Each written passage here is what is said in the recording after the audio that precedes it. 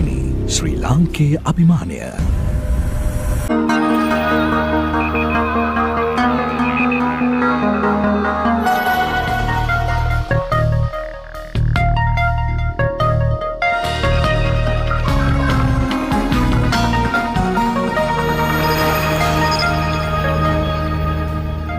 भजे पापके मिथे न भजे पुरीसाधमे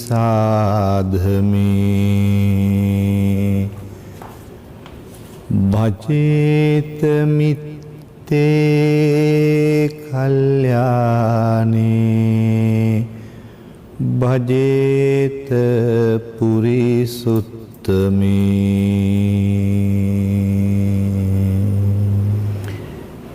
මේ පින්බර පොහෝතනයේදීත් අවසරයි සඳ මඩලයට නිවී සැනසෙන්නට. අදත් සඳ මඩල යටට අතිපූජ්‍ය උඩුවේ ධම්මාලෝක ස්වාමීන් වහන්සේ වැඩම සිටිනවා. අවසරයි අපේ හාමුදුරුවෝ සරණයි.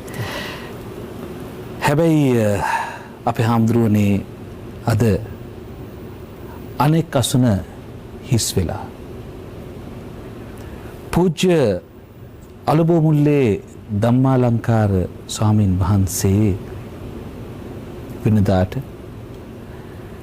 පූජ්‍ය දුවේ ධම්මාලෝක ස්වාමීන් වහන්සේ සමග සඳ මඩලයට සම අසුන් ගත්තා. නමුත් අද පූජ්‍ය උඩුවේ ධම්මාලෝක හිමියන් පමණයි සඳ මඩලයට මා සමකින් ඔබට දහම් කරුණු කියන්නට පැමිණ සිටින්නේ. අපේ හාමුදුරුවනේ බුදුන් වහන්සේ දෙසූ දහම පසක් වෙනවා අපිට.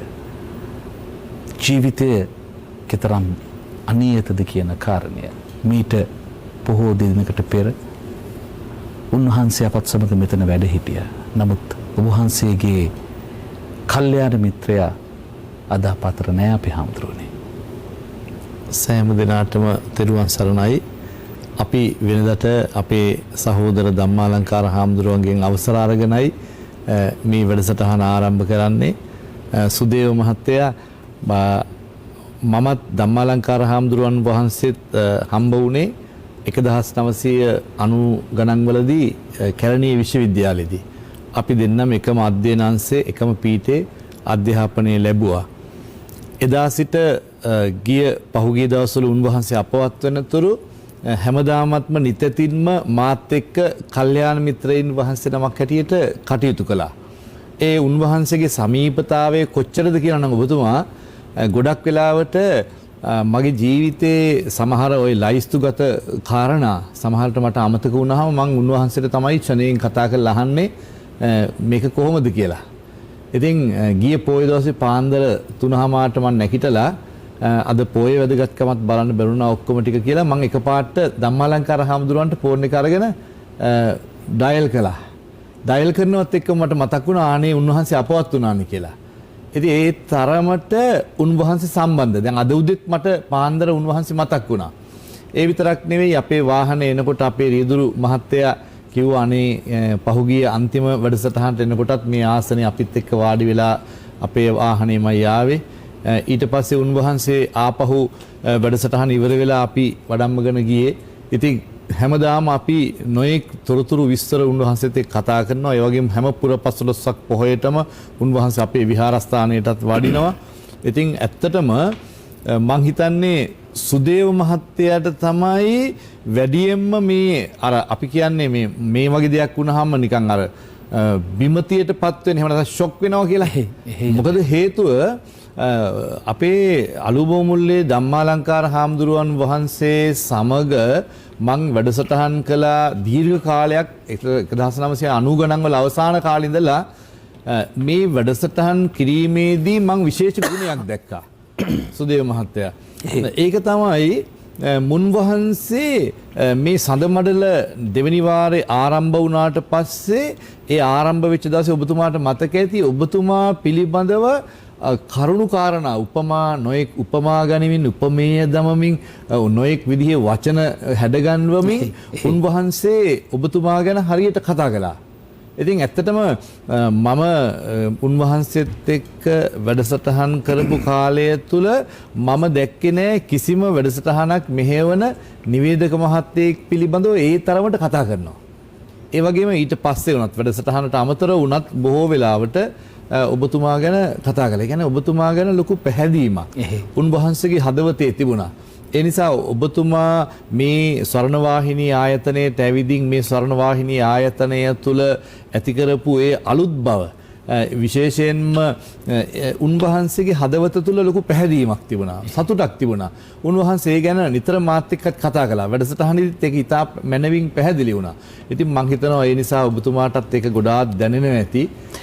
සැබවින්ම අපේ හැමදෙරෝනේ සැබවින්මය ගිහි අපට දරාගත නොහැකි වූ අඩුවක්. ඒ නිසාමයි අපේ හැමදෙරෝනේ අද දවසේදී ඔබ වහන්සේගේ අනුශාසනා ඇතිව අප තවත් ස්වාමීන් වහන්සේ නමක් සඳමඩලයට කැඳවන්නේ නැතිව ඔබ වහන්සේ පමණක් සඳමඩලට මේ ආකාරයෙන් වැඩම වූ මම හිතනවා ඔබතුමා ඒකත් හරිය අපි උන්වහන්සේට කරන කළගුණ සැලකීමක්. අපි ශරණයෙන් උන්වහන්සේව අමතක කරන්නේ නැතුව උන්වහන්සේගේ අඩුව, උන්වහන්සේගේ වටිනාකම, උන්වහන්සේගේ විශේෂත්වය පෙන්눔 කරන්නට අපිට ඕනනම් ඔබතුමාලට අවශ්‍යතාවය තිබුණා නම් මේ ආසනයේට ස්වාමින් වහන්සේලා දාස් ගණනකින් වඩම්මන්න පුළුවන්. නමුත් හැබැයි අපේ ධම්මාලංකාර හාමුදුරුව අපිට අපවත් වුණා. හැබැයි උන්වහන්සේගේ අඩුව, උන්වහන්සේ වෙනුවෙන් කළගුණ සැලකීම කියන එක අපි දක්වන්න මේ විදිහේ කටයුත්තක් සඳහා ඔබතුමා කල්පනා කරපු එක මම හිතනවා මම ඒක ගොඩාක් අගය කරනවා. ඔබ වහන්සේගේ අනුශාසන ඇතිව අපේ හැමදෙරේ හැම විටම ඒත් එක්කම අපේ හැමදෙරුවනේ අලුබමුල්ලේ ධම්මාලංකාර අපේ ස්වාමින් වහන්සේ සඳමඩල අප නැවත ආරම්භන දිනේදී බොහෝ දේ කතා කළා, බොහෝ දේ අනුශාසනා කළා. මා පිළිබඳව, ස්වර්ණවාහිනිය පිළිබඳව, සඳමඩල පිළිබඳව බොහෝ දේ සඳහන් කළා. අපේ හැමදෙරුවනේ අපි ඒ මතකයට යමු. හොඳයි. අපි ඒ මතකයට යමු. ගණනාවක් මේ සඳ මණ්ඩල වැසී පැවතුණා. මේ සඳ මණ්ඩල ආවරණය වීම ගැන බුදුහාමුදුරුවෝ දේශනා කළා තියෙනවා. ඔබතුමාගේ අර වීර පාරමිතාව කියන මාතෘකාවට එන්න කලින් පටිච්චන්න කියලා සූත්‍රයක් අංගුත්තර නිකායේ තික නිපාතේ හම්බ වෙනවා. එතන බුදුහාමුදුරුවෝ දේශනා කරනවා කාරණා තුනක් වැසිලා තියෙනකන් හරියගේ සුන්දරයි, ආරක්ෂිතයි. ඒ කාරණා තුන තමයි මාතුගාම කාන්තාව ආවරණය වෙලා වැහිලා හැංගිලා ඉන්නකම් හරි සුන්දරයි වටිනවා. ලෝකෙට විවෘත වෙච්ච හැටි වටිනාකම් නැති වෙනවා කියලා. බ්‍රාහ්මණයන්ගේ මන්ත්‍ර රහස් මන්ත්‍රනේ රහසේ තියාගන්නකම් හොඳයි. අනිත් අය දැනගත්තට පස්සේ වැඩක් නැහැ. මේ ඊට පස්සේ මිත්‍යා දෘෂ්ටි. හංගන් ඉන්නකම් හොඳයි. එළියට දාපු හැටිය වැඩක් නැහැ. ඊට පස්සේ කරුණු තුනක් කියනවා ඒවා හැංගිලා ආවරණය වෙලා වැහිලා තියෙනවා නම් වටින්නේ නැහැ. එළි වෙච්ච හැටිය, විවෘත වෙච්ච හැටිය, අනාවරණය වෙච්ච හැටිය හරියගේ. හිරු මණ්ඩල, සඳ මණ්ඩල සහ ධර්ම විනය. නිසා වර්ෂ ගානකට පස්සේ ස්වර්ණවාහිනී සඳ මණ්ඩල ඔබතුමාගේ ආගමනයත් සමගම ආපහු ලොවට විවෘත වුණා. ඒ විවෘත වීම හරහා ලොවට ලැබෙන්නේ ධර්ම විනයේ ආස්වාදය. භාග්‍යවත් සම්මා සම්බුදුරජාණන් වහන්සේ විසින් දේශන ලද දහම, පනවන ලද විනය පදනම් කරගෙන සාකච්ඡාවක් තමයි. ඒ ධර්මය ඒ විදිහට පදනම් කරගෙන අද තීරණයකට ආවා උත්සාහය ගැන කතා කරන්න. වීරය පාරමිතාව. සුදේ මහත්මයා පාරමිතා කියන්නේ පාර කියන්නේ මේ සිංහලෙත් වචනයක් තියෙනවා පාර කියලා. පාලි වචනයක් නේ මේක. මේ අපිට මෙතෙන්ට පාරමිතා කියන එකට අදාළව පාර කියන්නේ පරතර, එගොඩ. මේ සංසාරයෙන් එතර, එගොඩ. සංසාර සාගරයෙන් මේ එගොඩ පැත්ත. ඒ කියන්නේ නිවන. නිවනට යන්න අවශ්‍ය කරන ගුණ බල, ඥාන බල 10ක් තමයි ඔය දස පාරමිතා කියන්නේ. දන් දෙන්නේ නැති අයට බුදු වෙන්න නෙමෙයි රහත් වෙන්නවත් බෑ. මගඵල ලබන්නවත් බෑ. එතකොට සිල් නොරකින්න අයට ඉතින් ඒක උත්තරීතර වෙන්න ඒ දාන ගුණය, සීල ගුණය, පාරමිතා කියන වචනේත් එතෙන්ට සම්බන්ධ කරලා තියෙනවා. ඒ කලකට පසු සඳමඩල නැවත පායනකොට උන්වහන්සේගේ වටිනා වූ අනුශාසනාව අපේ හාමුදුරුවනේ ඔබ වහන්සේට කල්යාණ මිත්‍රයෙක් අහිමි වුණා. අපටත් කල්යාණ මිත්‍රයෙක් අහිමුව හා සමානයි. සඳ මණ්ඩලයට පෙම්බඳින සඳ මණ්ඩලයට සැනසෙන නිවී සැනසෙන සෑම දිනාටත් ස්වාමීන් වහන්සේ නමකට අමතරව කල්යාණ මිත්‍රයෙක් අහිමුව හා සමානයි අපේ හාමුදුරුවනේ. අපි අද දවසේදී කතා කරමු කල්යාණ මිත්‍රයන් පිළිබඳව. සුදේව මහත්තයා ඇත්තටම අපේ අලුමුල්ලේ ධම්මාලංකාර හාමුදුරුවෝ කල්යාණ මිත්‍රයෙක් කියලා කියන්නේ උන්වහන්සේ හැමතිස්සෙම මේ වැඩසටහන මෙහෙවනකොටත් දැන් අපි දෙන්න කිසියම් එකඟතාවයකට එනවා. හැමතිස්සෙම බොහෝ වෙලාවට මාතෘකාව තෝරන්නේ මම. හැබැයි මම තේරුවට මම උන්වහන්සේට දැනුම් දුන්නාම උන්වහන්සේත් අපි දෙන්නත් යම් විනාඩි 5-10ක් හරි කතා කරනවා. එතකොට අපි දෙන්න එකඟතාවයකට එනවා. ඔබ වහන්සේ හැමතිස්සෙම සූත්‍රාන්තගත කාරණා එහෙම නැත්නම් ධර්ම කාරණා වලට යන්න මම සමාජමය කාරණා විස්තර කරනවා කියලා. හැබැයි අපි දෙන්න මේ විදිහට කතිකා කරගත්ත මේ වැඩසටහන මේ සමාජයේ හැම කෙනෙක් වැඩසටහන් බලපු හැම කෙනෙක්ම දන්නවා ධම්මාලංකාර හාමුදුරුව මොනතරම් ලස්සනට ඒ එකඟතාවයට අනුව අපි දෙන්නගේ කල්යාණ මිත්‍රත්වයේ ගැළපීම සකස් වුණාද කියන එක. කවදාවත් අපි අතරේ ගැටලුවක් මතුවුනේ නැහැ, ප්‍රශ්නයක් මතුවුනේ නැහැ. අපි වැඩසටහන් ගණනාවක් කළා එක එක නම් වලින්. හැබැයි මේ වැඩසටහන මාධ්‍යවල ඒ කරපු කිසිම වැඩසටහනකදී අපි දෙන්න තුල අනනුකූල තත්වයක් ඇති වුණේ නැහැ. එහෙම නැත්නම් එකඟතාවයක් නැති කාරණා කවදාවත් මතුවුනේ නැහැ. සමහරවිට මම හිතින් හිතලා ධර්ම කාරණා පිළිබඳව අපි විස්තර දැන් මගේ තියෙන ස්වභාවයක් ඔබතුමා මම හැමතිස්සෙම හිතනවා මේ පොතේ තියෙන ධර්ම කාරණාව කියන එක මට ගන්න අවස්ථාවක් නැහැ.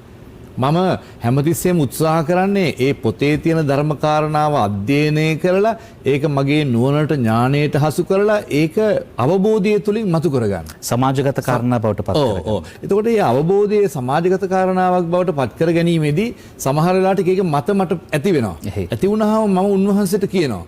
උන්වහන්සේ එතකොට ඒක තවදුරටත් සනාථ කරලා තවත් කාරණා කියනවා. හැබැයි සමහරවිට උන්වහන්සේ කියනවා මම හිතපිකමයි ඔබ වහන්සේත් මට කිව්වේ කියලා. දැන් ගොඩක් වෙලාවට මටත් දැනලා තියෙනවා උන්වහන්සේ සමහරවිට කියන්නේ මම හිතන දේ. ඒ නිසා උන්වහන්සේ සැබෑ ලෙසම මේ ධර්මයේදී හරිම වටිනා කල්යාණ මිත්‍රයින් වහන්සේ නමක් හැටියට කටයුතු කළා. උන්වහන්සේ කවදාවත්ම ඒ කාරණාවලදී ගැටීමක් ඇති වුණේ නැහැ. දැන් ඇත්ත වශයෙන්ම මේක පුජ්‍යලික කාරණාවක් මම ඒ තරම් කතා කරන්නත් කැමති නැති වුණත් මම නිකන් සාමාන්‍ය කියන දැන් යම් කාලයකදී මම මේ සමාජමය ප්‍රශ්න වලට මැදිහත් වුණා රටේ ප්‍රශ්න වලට. එතකොට උන්වහන්සේ හිනහා වෙවි මාත් එක්ක කතා කරලා හැමතිස්සෙම උන්වහන්සේ මගේ විවේචකයා බවට පත් වුණා. මාව හරියට හරි වැරද්ද අඩුපාඩු නොඑක් ඒවා මට හරි මධ්‍යස්තව උන්වහන්සේ කොයි වෙලාවකවත් මම යාළුවා කියලා මගේ හිත හදන්න කතා කළෙත් නැහැ. හැබැයි මං කරන දේවල් වරදක් අඩුපාඩුවක් තිබුණොත් ඒ වරද අඩුපාඩු හරි ආදරෙන් හරි සෙනෙහසින් ඔබ වහන්සේ මෙහෙම කරන්න ඕන. දැන් උදාහරණයක් ගත්තොත් මම පහුගිය දවස්වල ඩෙන්ගු උණට භාජනය වුණා. ඊට පස්සේ වෛද්‍යවරු මට උපදෙස් දුන්නා ටික කාලයක් යනකම් මේ මොකක් හරි මේ පැත්ත ආවරණය කරගන්න කියලා. ඉතින් උන්වහන්සේ දවසක් hina වෙලා ඇහුවා මොකද්ද මේ හැමතිස්සෙම මේ පෙරෝගෙන ඉන්න එක කියලා. මේ ක්‍රමයට සාමාන්‍යයෙන් පෙරවන අඩු නිසා. හැබැයි මම දන්නවා මේක බොහොම ධර්මානුකූල ක්‍රමයක් හැටියට අපිට යන්න පුළුවන් ක්‍රමයේ හැටියට විශේෂයෙන් ආරණ්‍යගත ස්වාමීන් වහන්සේලා ආදියත් මේ විදිහට පාවිච්චි කරනවා. අසනීප වුණාම නැත්නම් අසනීප වලින් බේරෙන්න. අපි දන්නවා ඩෙන්ගු කියන්නේ මදුරුවන්ගෙන් හැදෙන රෝගයක්. ඒ නිසා ඒකේ ආරක්ෂාව පිණිස යම් කාලයක් යනකම් මට මේක පාවිච්චි කරන්න කිව්වහම උන්වහන්සේ ඊට පස්සේ කිව්වා නෑ මේක කිසි වරදක් නෑ. මේක මේ විදිහයි කියලා හිත උන්වහන්සේකට විවේචනය මට ඒක සකස් කරලා දුන්නා. ඒ ධර්මානුකූල පදනම මට පෙන්වලා දුන්නා. අන්න ඒ වගේ උන්වහන්සේ හැමතිස්සෙම අපි කරන කියන දේවල් පිළිබඳව විමර්ශනය කරනවා. ධර්මයත් එක්ක එකතු කරනවා, බලනවා. ඊට පස්සේ දැන් මේ අපි දන්නවා විශේෂයෙන්ම යහළුවන් තුල තියෙන ඊටාම හොඳ ගුණයක් නේ ඔබතුමා අර්ථවත් දේ පවසීම. දැන් පාප මිත්‍රයෝ හැමතිස්සෙම හොඳ දේත් අනුමත කරනවා, නරක දේත් අනුමත කරනවා. හැමදේම අනුමත කරනවා. හැබැයි ධම්මාලංකාර හාමුදුරුවෝ හැමදේම අනුමත කළේ නෑ. හැබැයි හැමතිස්සෙම උන්වහන්සේ ධර්මයට යොදමින් කටයුතු කළා. ඒ වගේම ওই රටේ ප්‍රශ්නවලදීත් මම උන්වහන්සේට නිතරම කිව්වා මම මේක ස්වාමීනි මේවට මැදිහත් වෙන්නේ යම් කාලයක් විතරයි. මගේ ආයුෂත් එක්ක මම මේ ජීවිත කාලෙම මේවට යොමු වෙන්නේ නැහැ කියන එක මම උන්වහන්සේට හැමතිස්සෙම කිව්වා. මගේ හිතේ තියෙන දේ වුණත් මම උන්වහන්සේට තමයි කිව්වේ. මොකද අපිට අයිති දේ ධර්මානුකූලව කටයුතු කිරීම, ධර්මයට විමුක්තිය සලසා ගැනීම. ඒ නිසා මම එතෙන්ට එනවා. හැබැයි මේ යම් නිවැරදිතාවයක් ඇති කරනකම් මම මැදිහත් වෙනවා කියන කාරණාව මම උන්වහන්සේට කිව්වම උන්වහන්සේ බොහොම හොඳයි කියලා උන්වහන්සේ ඒක හැමතිස්සෙම අනුමත කළා. හැමතිස්සෙම ඒකට තව කාරණා මට දුන්නා. මට ශක්තිය දුන්නා. ඉතින් ඇත්තටම උන්වහන්සේ සැබෑම කල්යාණ මිත්‍රයින් වහන්සේ නමක් තවමත් සමහර අයට තේරුම් ගන්න බෑ, හිතා ගන්න බෑ. මටත් වඩා වයසෙන් අඩු උන්වහන්සේ ඇයි එහෙම අපවත් උනේ කියලා. ඉතින් ඒක ධර්මතාවයක්, ඒක යථාර්ථයක්, ඒක ලෝක සිද්ධ වෙන දෙයක්.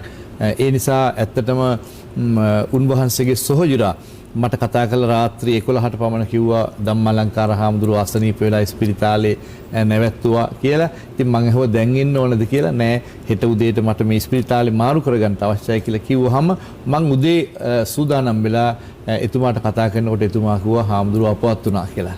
ඉතින් ඇත්තටම ඉතින් එතන ඒක හරියට නිකන් මට ඔබතුමා මේ චිත්‍රපටියක් වගේ මේ දර්ශනය හරියට උන්වහන්සේ ඉගෙන ගන්න කාලය තුළ අපිත් එක්ක එකට පාඩම් කරපු හැටි, ධර්ම සාකච්ඡා කරපු හැටි, අපි දෙන්න එළි වෙනකන් සමහර දවස්වල ධර්ම කාරණා සාකච්ඡා කරලා තියෙනවා. විශේෂයෙන්ම ඔය සතිපට්ඨාන සූත්‍රය වගේ සූත්‍ර ඔබතුමා මට මතකයි එක දවසක් අපි පාන්දර 5යි නිදා ගන්නකොට අපිට ඒ කාලේ එච්චර සුව පහසුකම් තිබුණේ. අපි දෙන්න පැදුරක් දාගෙන එතන බිම ලිතියාගෙන කරුණු ලියලියා සාකච්ඡා කරමින් එහෙම්ම මේ පැදුරේ අපි දෙන්න සැතපුණා.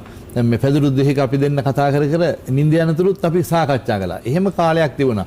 ඉතින් ඒ නිසා ඇත්තටම උන්වහන්සේගේ අපවත් වීම සමහරවිට අපිට හීනයක් වගේ දැනෙනවා. නමුත් ඒක ධර්මතාවයක්. ඉතින් අපි තේරෙනවා. හැබැයි උන්වහන්සේගේ ජීවිතය දිහා බලලා උන්වහන්සේ අපිට මේ සඳ මඩල තුලින් ඒ පෙන්නපු ඒ දීපු උන්වහන්සේගේ අපවත් වීමත් අපිට දීපු පාඩමක්. වශයෙන්ම මේ වටිනා මනුෂ්‍ය ජීවිතයක් ලබාගෙන ඒ මනුෂ්‍ය ජීවිතයේ කාලය කාදමන, එහෙම නැත්නම් අපි කියන්නේ ගැමි වාරේ කියන විදිහට කියනවා නම් කාලකන්ණි කරගන්න. කාලකන්ණි කරගන්න මිනිස්සුන ලෝකේ ධම්මාලංකාර හාමුදුරුවෝගේ ජීවිතය දිහා බලලා බැරි වෙලාවක්වත් අපි මේ විදිහට අකාලේ අපිට යන්න සිද්ධ වුණොත් එහෙම කාලේ කාදමාපු කාලකන්ණියෙක් හැටියට යන්නේ නැතුව අපි අර්ථවත් කෙනෙක් හැටියට මම හිතනවා ධම්මාලංකාර හාමුදුරුවන් වහන්සේ බොහොම අර්ථවත්. උන්වහන්සේගේ ජීවිතයේ පිළිබඳව මන අවබෝධයක් තිබුණා. මොකද ඔබතුමා මම හැමදාම උන්වහන්සේට එක්ක පන්සලේදී මේ වැඩසටහනට එන්න ඉස්සෙල්ලා එහෙම නැත්නම් අපි දෙන්න කතා කරන හැම වෙලාවකදී මම වාහනේ නැග්ගොත් උන්වහන්සේ කකුලට මම අතක් තියලා කියනවා දැන් මතකනේ මගේ ඉල්ලීම කියලා මං අහනවා. මේ ඔව් කියලා කියනවා. මොකද්ද ඉල්ලීම? මම උන්වහන්සේට කියලා තිබුණා මං අපවත් වෙච්ච දවසට මගේ ආදාහනේ අනිත්‍ය සංඥාව වඩන්න ඕනේ ඔබ වහන්සේ. අනිත්‍ය භාවනාව කරන්න ඕනේ ඔබ වහන්සේ. ඒක විතරයි මං ඉල්ලීමක් හැටියට තියෙන්නේ. ඒ නිසා මං උන්වහන්සේට හැමදාම කිව්වා මං අපවත් වෙච්ච දවසට ඔබ වහන්සේ අනිත්‍ය සංඥාව වඩන්න කියලා. උන්වහන්සේ හා කියලා හැමදාම කිව්වා. හැබැයි උන්වහන්සේගේ අසනීප ගැන ඇහුවාම අපි උන්වහන්සේ කිව්වා දැන් ඒව හරි ප්‍රශ්නයක් නෑ කියලා. හැබැයි නමුත් ප්‍රශ්නයක් නෑ කිව්වට උන්වහන්සේ එක පැත්තකින් දැනගෙන ඉන්නේ ඇති උන්වහන්සේ වැඩි කාලයක් ජීවත් වෙන්නේ නෑ කියන එක. සමහර කාරණාවලුත් අපිට තේරුණා ඒක. ඉතින් කොහොම වුණත් අපි උන්වහන්සේගේ ජීවිතය දිහා බලලා අපි අපේ ජීවිතයට පාඩමක් ගන්න ඕන. නිකන් නාස්ති වෙන, කාලකන්ණි වෙන, විනාශ වෙන. විශේෂයෙන් බලන්න ඔබතුමා දැන් මේ කාලය තුල අහුවෙන මත්ද්‍රව්‍ය බලනකොට මේවා ගන්නෙ කවුද කියලා හිතනවනේ. ඒ කියන්නේ මේවා ගත්ත අය තවමත් ජීවත් වෙලා ඉන්නවද? මේවට ඇබ්බැහි වෙච්ච අය, මේවා පුරුදු වෙච්ච අය. ඉතින් මට පුදුම සංවේගයක් තියෙන්නේ සමහර වෙලාවට. දැන් අපේ කිරළපනේ වුණත් ගත්තාම සමහර ළමයි ඉන්නවා අවුරුදු 15 18 20 25 විතර ළමයි. සමහර අය දැන් 40ක් විතර වෙලත් ඒ තවමත් අර නිකන් හරිම නාස්ති වෙච්ච අර මහා මේ වේලිලා ගිය වැටිච්ච කුරුම්බෙට්ටි වගේ විනාශ වෙච්ච දි รา පත් වෙච්ච අය හරියට ඉන්නවා මම දකිනවා. ඉතින් මේ වටිනා මනුෂ්‍ය ජීවිතයක් ලබාගෙන Tamanට ඒ කල්යාණ මිත්‍ර සේවය එහෙම නැත්නම් කල්යාණ මිත්‍ර ගුණය ලබන්න මේ මාධ්‍යවල මේ තරම් මඟ පෙන්වද්දී, මේ තරම් මඟ කියා දෙද්දී මේ වෙන්වත් හැදෙන්නේ නැත්නම් ඒ මිනිස්යන්ගේ මෙලව ජීවිතෙත් අවසාන ඉවරයි. සංසාරයත් ආයි නැත්තටම නැති කරගන්නවා. අවුල් කරගන්නවා. ආපහු මනුෂ්‍ය ජීවිතයක් නෙවෙයි, පේන මානෙකට කෝටි ප්‍රකෝටි අවස්ථා ගන්නකට ආපහු නැවත මේ වගේ ඉහළ තැනකට එන්න බැරි වෙයි. ඒ නිසා ඒ පණිවිඩය තමයි උන්වහන්සේ අපිට ලබා දුන්නේ, අප්‍රමාදී වෙන්න කියන එක. අපේ හැමදෙරුවනේ අපේ මේ ශරීරයේ කතරම් తాවකාලිකද? උන්වහන්සේ මනාව පසක් කරායි පිළිබඳව අපට හිතන්නට බොහෝ දෑ ඉතුරු කර තිබෙනවා. අපි ඒ පිළිබඳව සිතන්නට ඕනේ. උන්වහන්සේ කල්යාණ මිත්‍රයෙක් හැටියට කොයිතරම් දුරට අපේ හාමුදුරුවන්ගේ හිතට කොයිතරම් දුරට ලංව තිබෙනවාද? අපේ හාමුදුරුව උන්වහන්සේ පිළිබඳව කොයිතරම් නම් ගුණ ගායනවාද? මම හිතන්නේ උන්වහන්සේ අපේ හාමුදුරනේ ඒ තමයි හම්බ කරගත්ත ධනය.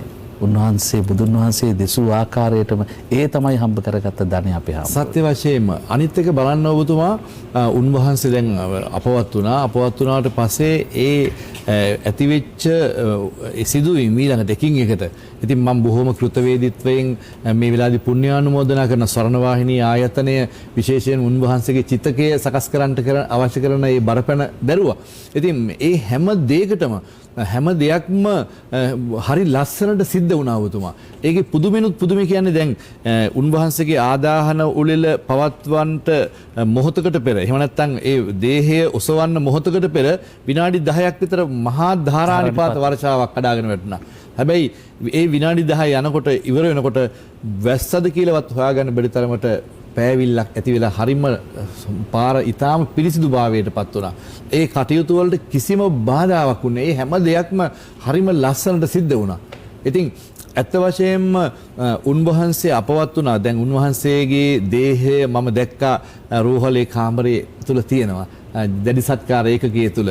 ඉතින් ඇත්ත වශයෙන්ම ඒ වෙලාවේ දේහය දැක්කහම උනත් මට හරි ප්‍රියතාවයක් ඇති වුණා. උන්වහන්සේගේ දැන් මම තනියෙන් කල්පනා කරපු දෙයක් තමයි සුදේව මහත්තයා මේ අවසාන වැඩසටහන් දෙකේදී උන්වහන්සේගේ රූපේ බොහොම මේ පිවිතුරු බවක් තිබුණා. අර උන්වහන්සේ ටිකක් කාලවරණයෙන් යුක්තයිනේ. ඒ වුණාට බොහොම ලස්සන බවක් තිබුණා. ඒක මට වෙනසක් දැනුණා. හැබැයි මම තනියනුත් පන්සලේදී මේ වැඩසටහන යම් කොටස් මම නැරඹුවා. එහෙම බලනකොට මට දැනුණා උන්වහන්සේගේ ලස්සනක් ඇති වෙලා තියෙනවා කියලා. හැබැයි මම හීනකින්වත් හිතුවේ නෑ ඒ වෙලාවේ උන්වහන්සේ මේ අපවත් වෙන්න කියලා හිත.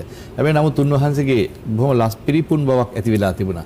ඉතින් ඒ හැමදේම ගැන හිතනකොට හොයනකොට බලනකොට උන්වහන්සේගේ ජීවිතේ හැම දෙයක්ම උන්වහන්සේ හරියට ඒ පුණ්‍ය බලය උපදවාගෙන තිබුණා, ලබාගෙන තිබුණා.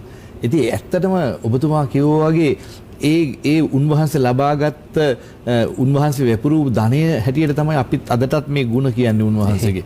උන්වහන්සේගේ ධර්මමය මතකය ඔබතුමා මං හිතන්නේ අපේ රටේ මගේ ජීවිත කාලේ දන්න ඉතිහාසය තුළ ස්වාමින් වහන්සේලා දෙනමක් තුන්නමක් තමයි ওই තරම් ඔය ත්‍රිපිටකයේ තියෙන කාරණා මතකෙ තිබුණේ. පුදුම පුස්තකාලයක් වගේ. උන්වහන්සේගෙන් අහනකොට දැන් අද මම උත්සාහ කළා මේ සඳබල්ල වැඩසටහන් වලටත් උන්වහන්සේ වැඩම කළාට පස්සේ රැයට ගිහිල්ලා එහෙම නැත්නම් උදේ පාන්දර අපි සාකච්ඡා කරපු කාරණා ඔක්කොම ලියනවා. ලියලා උන්වහන්සේ ඒ වෙනම සඳබල්ල කියලා පොතක් සකස් කරලා තිබුණා. ඒ වගේම ඊට ඉස්සෙල්ලා කරපු වෙනත් වැඩසටහන් වලත් එහෙම ලියලා තියෙනවා. ඉතින් ඒ සමහර අවස්ථාවල මට ඒවා දෙනවා. මං ඉල්ලගෙන බලනවත් එක්ක. මොකද අපි කතා කරපුවා මොනවද කියලා බලන්න. ඉතින් ඒ වගේ හරි පිළිවෙලට වැඩ කරපු අපි විශ්වවිද්‍යාලයේදී හඳුනාගත්ත ගමන් මම දැනගත්තා මුන්වහන්සේ හරි හොඳ මේ දක්ෂ කෙනෙක් කියලා. අපි කියන්නේ අර කතාවට මීටරයක් කියලා හොඳ මීටරයක් කියලා ඊට දැනගත්තා. ඉතින් ඒ කාලේ අපි එහෙම හිතුවා.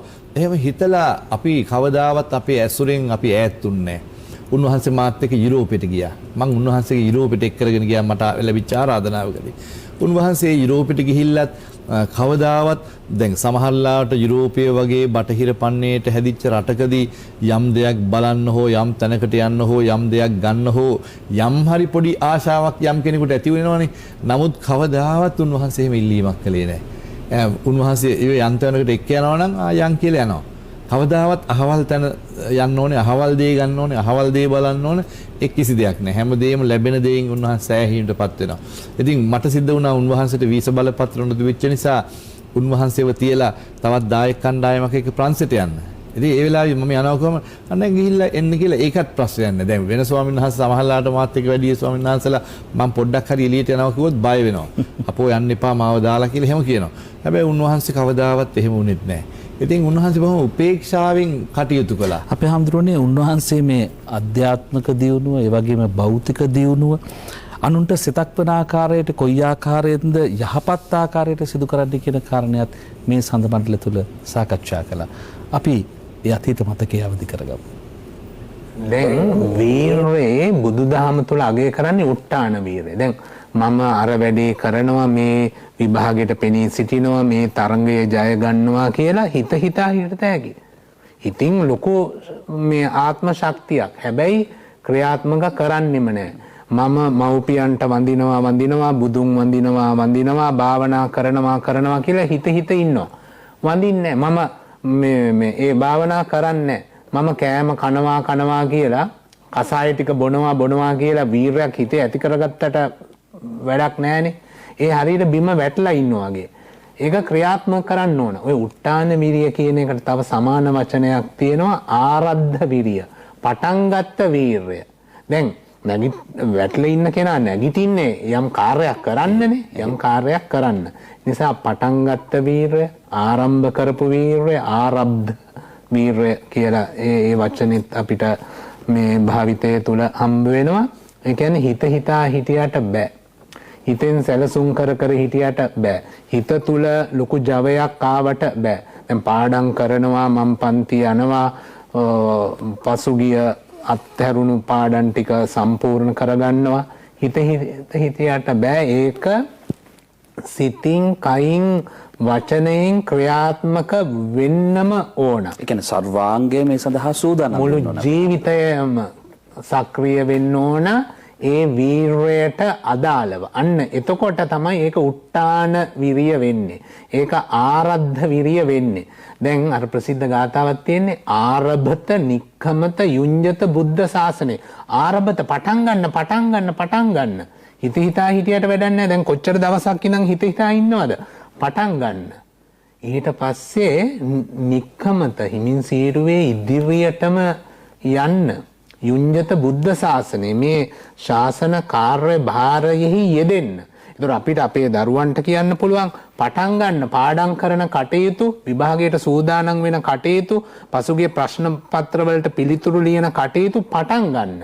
පටන් අරගෙන හිමින් සීරුවේ කරගෙන යන්න. කල්ැතුව පටන් ගන්න. ප්‍රමාද වෙලා පටන් අරගෙන බෑ. තව තියෙන්නේ පැයද දෙකද දවසද දෙකද වැඩක් නැහැ. මාස ගානකට අවුරුදු ගානකට කලින් වැඩ පටන් ගන්න ඕන. එහෙම වුණොත් සුදේ මහත්මයා හිමින් සීරුවේ ගමන් කරන්න පුළුවන් කිසි කලබලයක් නැතුව. හිමින් සීරුවේ යනකොට අනතුරු අඩුයිනේ. වේගෙන් යනකොටනේ අනතුරු වැඩි කියන්නේ. එතකොට කල්ැතුව පටන් ගන්න, හිමින් සීරුවේ ගමන යන්න, වැඩේ කරගෙන යන්න, පරිස්සමින් ප්‍රවේශමින් සාර්ථකව අවසානය කරා එන්න. අන්න එහෙම වීරයක් ගැන තමයි බුදුදහම කතා කරන්නේ. අපේ හැමදෙරේ උන්වහන්සේ වීරය පිළිබඳව කතා කරපු ආකාරය කියන්නේ එවැනිම වීරයක් උන්වහන්සේ තුළ තිබුණා අපේ හැමදෙරේ. සහතික වශයෙන්ම. මොකද උන්වහන්සේ ඉගෙන ගන්න කාලය තුළ අපි දැක්කා ඒ හිටපු සියලු දෙනාටම වඩා උන්වහන්සේ හැමතිස්සෙම ඒ ඉගෙන ගන්න විෂය කෙරෙහි දැඩි වීරයක් උන්වහන්සේට තිබුණා. උන්වහන්සේ හිතපු කාර්ය කොහොම හරි සිද්ධ කරනවා. උන්වහන්සේට යම් දෙයක් කරන්න අවශ්‍ය වුණොත් උන්වහන්සේ ඒ දේ කොහොම හරි කරනවා. සමහරවිට ඒක අපි දන්නෙත් නැහැ. උන්වහන්සේ එක දවසක් සමහරට අදහසක් පළ කරනවා මේ දේ මේක කරන්න ඕනේ කියලා. තව සතියකින් දෙක හම්බෙනකොට මම ඒක කළානේ කියලා හිතත් උන්වහන්සේ බොහොම සැහැල්ලුවෙන් කියනවා. ඉතින් ඒ කියන්නේ උන්වහන්සේ කවදාවත්ම එහෙම කියා නතර වෙවි හිටියේ නෑ.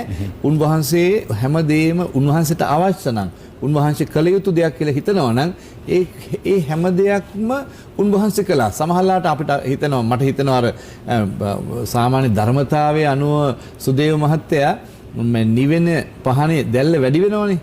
අන්න ඒ වගේ සමහරලාට මුන්වහන්සේගේ චරිතය තුළ තිබිච්ච සමහර ඒ විශේෂී සුවිශේෂී ලක්ෂණ දිහා බැලුවාම උන්වහන්සේගේ දැන් උන්වහන්සේ වැඩ සිටියේ මාලිගා කන්දේ විද්‍යෝදය පිරිවනේ උන්වහන්සේ කුටියට ගිහිල්ලා බැලුවාම ඒක හරි පිළිවෙලයි. හරිම පිළිවෙලයි උදම හැමදේම උන්වහන්සේ සැතපෙන ඇඳ හරි පිළිවෙලයි.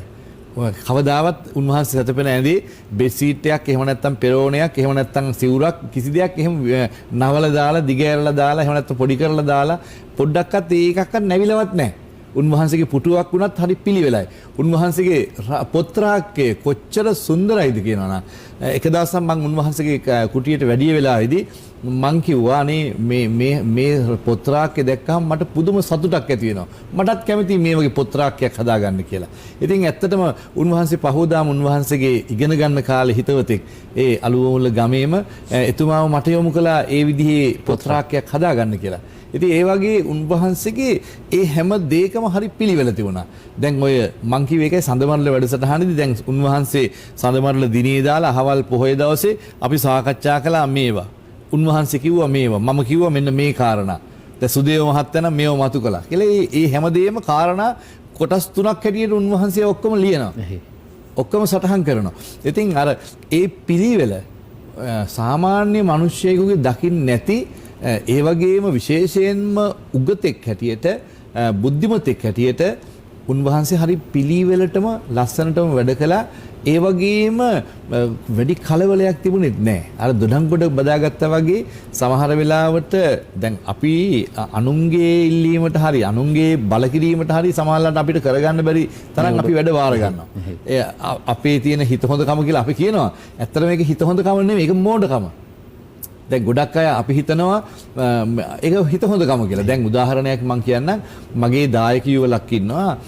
ඒ ඇත්තෝ හැමදාම දුක් වෙනවා පොයට අපිට පන්සල් එන්න විදියක් නැහැ. ඇයි හේතුව මොකද්ද? අපේ හිත හොඳකම නිසා අපේ ගෙදරට කවුරු හරි එනවා පොය දවසට. අපේ හිත හොඳකම නිසා. මං කිව්වා ඒක හිත හොඳකම නෙවෙයි. ඒක මෝඩකම. ඒක මෝඩකම. තමන්ට පන්සල් යන්න අවශ්‍ය නම් තමන්ට දැනුම් දෙන්න පුළුවන් නෑ මම අහවල් වෙලාවට මේ දවසේ මම අපේ ගෙදරට එන්න එපා. එහෙම තරහ වෙනවා නම් ඒ තරහ වෙන අය තරහ වෙන එක හොඳයිනේ. එහෙනම් ඒ කල්යාණ මිත්‍රයෝ නෙවෙයි. ඒක තමයි යෝ. සාමාන්‍යයෙන් දැන් ඒ නිසා සමහර වෙලාවට අපි අර තරහ වෙයි එහෙම නැත්නම් අහිතක් හිතයි කියලා සමහර තීරණ ගත්තට ඒක මෝඩකමට ගන්නෙ. හැබැයි ධම්මාලංකාර හාමුදුරුවෝ කවදාවත් එහෙම ගොඩාක් වැඩ ගත්තෙත් නැහැ, වැඩ යොදාගත්තෙත් නැහැ. උන්වහන්සේ බොහොම පිළිවෙලට යම් උන්වහන්සේට කරන්න පුළුවන් ප්‍රමාණයට උන්වහන්සේ වැඩ බාර අරගෙන ඒ කටයුතු කළා. ඉතින් මට මතකයි දැන් ওই මාස 3කට 4කට වගේ ඉස්සෙල්ලා උන්වහන්සේට ආරාධනාවක් ආවා හැමදාම පොය දවස් උදේ 9:00 ඉඳලා 11 වෙනකන් ධර්ම සාකච්ඡාවක් මෙහෙවන්න. හැබැයි දැන් උන්වහන්සේ අපවත් වෙනතුරුත් අපේ පන්සලේ තමයි උන්වහන්සේ 9:00 ඉඳලා 11:00 වෙනකන් දවල් වැඩසටහන කළේ. එතකොට අර ඇත්තු බලපෑම් කරනකොට දිගින් දිගට ඉල්ලීම් කරනකොට කිව්වා මේ අහවල් තැන තියෙන්නේ උන්වහන්සේගෙන් අහලා බලන්න උන්වහන්සේ කැමති වුණොත් ඒකට අවස්ථාව දෙන්නම් කියලා. ඉතින් අන්න ඒ වගේ උන්වහන්සේ අර ඕනෑවට වඩා ඒව ඔලුවට ගන්නෑ. දැන් උන්වහන්සේට ඒක වදයක් ඔලුවට එනවා ඇඟට එනවා වගේ දැනුනොත් උන්වහන්සේ අර විදිහට අහවලත් එක්ක කතා කරගන්න ඕනේ. එතකොට මං එන්නම් කියලා එහෙම අන්න ඒ වගේ හරි සැහැල්ලුවෙන් කටයුතු කළා.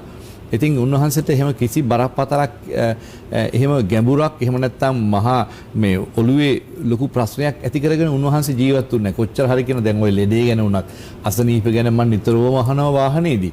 හැමදාම වගේ නිතරම අහනවා දැන් කොහොමද කියලා. එතකොට කියනවා දැන් හරි ඔක්කොම හරි කියලා කියනවා.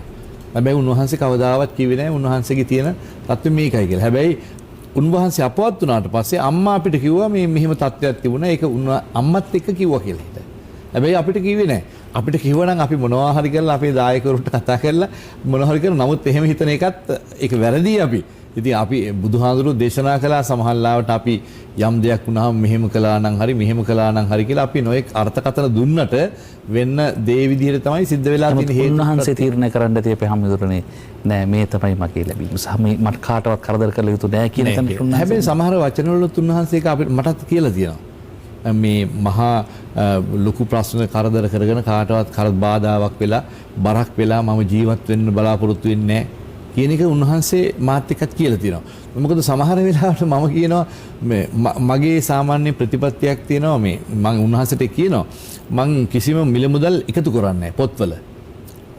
ගිනුම් තියෙනවා ඒවා තියෙන්නේ ඔය වැඩ කරන ඒවට පමණයි එකතු කිරීමක් නැහැ. ඉතින් මං කියනවා එතකොට සමහර අය අහනවා එතකොට අසනීපයක් වුණොත් කරදර. ඉතින් ඕන තරම් තියෙන්නේ. නැති වුණොත් එහෙම ස්වාමීන් වහන්සේ නමකට පාත්‍රයක් අරන් ගියත් ලැබෙනවනේ.